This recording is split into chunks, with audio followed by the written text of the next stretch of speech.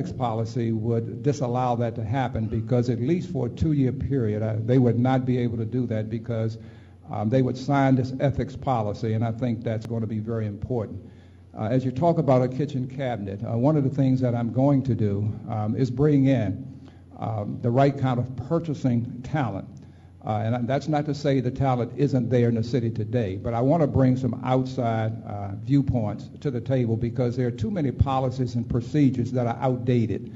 And I want to make sure that we update everything to make our policies and procedures as current as we possibly can because the world has changed. And I think we're operating with policies and procedures that are 30 or 40 years old. So once again, I don't think I've got all the answers, but what I do know is what I don't know.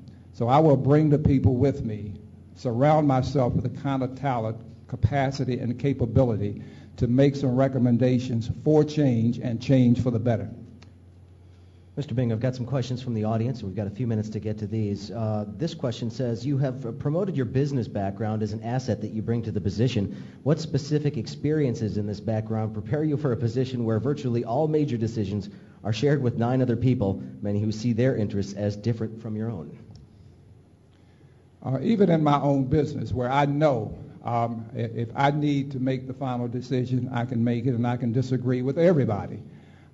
But I'm a team player, and it goes back to my first career where I understood that in order for the team to win and have success, everybody needed to understand the talents and the lanes that they had to play in. The same thing would be true in city government. Even though I feel the experience that I've gained in the 29 years as a business person will help me in the position of mayor, I also understand how important it is to get along with other people. And as long as we all are on the same page, and that's doing what's best and what's right for the city of Detroit and its citizens, I think we can come to agreement on most things. But there probably are going to be some times when I don't agree with what city council may or may not do. But the fact of the matter is, I'm going to need 5 votes to get things passed. And I will make sure that I've got relationships with at least 5 of those people, and hopefully we're going to be on the same page most of the time to get things through the system. And this question, Mr. Bing, if and when will you give up the Franklin residence? And also there's a question in regards to your response to the safety violations at your companies. The safety violations that we had in the company, in the manufacturing world, I don't think anybody's perfect. So if you were to go in almost any manufacturing facility today, you're going to have safety violations. Whenever violations came up to me, I fixed those violations, and I reprimanded the management team for not letting me know in the first place. So I reacted as fast as I possibly could to anything that had gone awry and tried to make the corrections. As it relates to the Franklin home, I still own that home, and if anybody in the audience wants to buy that home, please see me after this. All right, we have time for one more question from the audience before you give your closing statement. And this is a question about after-school recreation, suggesting that a lot of the problems in the neighborhoods come from a lack of socialization and recreation for young people. What will you do to address that? As a kid growing up, one of the reasons I think I didn't get in any trouble was because of the recreation centers in the area where I was. And I think that's a problem here in Detroit, and it's a budgetary problem. And unfortunately, to balance the budget, decisions were made, not necessarily decisions I would agree with.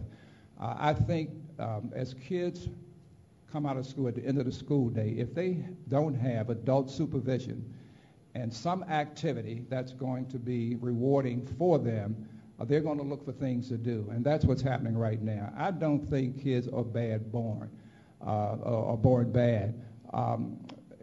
They're looking for things, and they're looking for attention. They're looking for love. They want to be around adults, and as best I can, I would keep as many recreation centers open as I possibly could. I think there's a potential opportunity with a lot of the schools closing down, not the big schools, not the high schools, not the multi-level schools, but if there are elementary schools that are at one level, if the schools are in decent shape and we can go in and retrofit and save some of those schools and make it an after-school program there along with a recreation center and maybe even a mini station there. We got to start using these resources. We don't have to tear everything down. We might be able to retrofit, but for sure, there've got to be after-school activities. Otherwise, kids are going to get into trouble, no doubt about it. All right. Well, Mr. Bing, you now have 2 minutes for a closing statement. In closing today, I'll pose what I believe to be the primary question in this election. Who is best to lead this city forward? If you think Detroit has gotten better over the last 10 or 12 years, and you're satisfied the direction that this city is going, then I'm probably not your guy.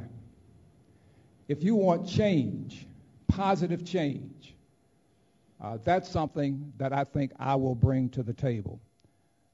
Then you ought to be voting for me. Detroiters want change they can trust.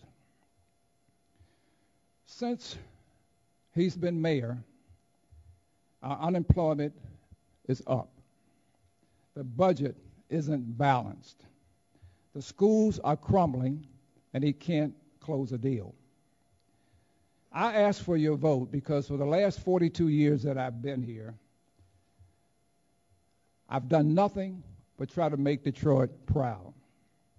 And now Detroit needs a mayor with a proven track record of leadership, one who can get things done through very difficult times. Our city faces very serious challenges. We must revive our neighborhoods. We must make them safe.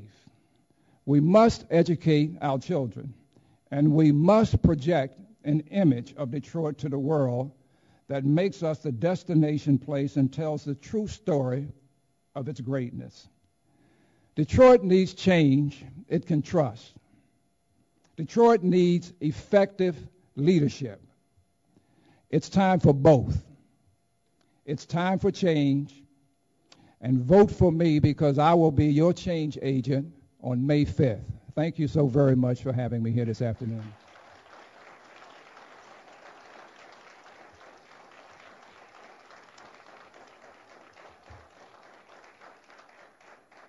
All right. Thank you, Mr. Bing, for your time this afternoon. Thanks as well to our panelists, Huel Perkins, Rochelle Riley, and Bankalay Thompson.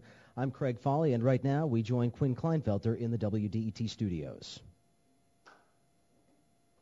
All right. Stick around, everybody. Of course, Ken Cockrel coming up at the top of the next hour.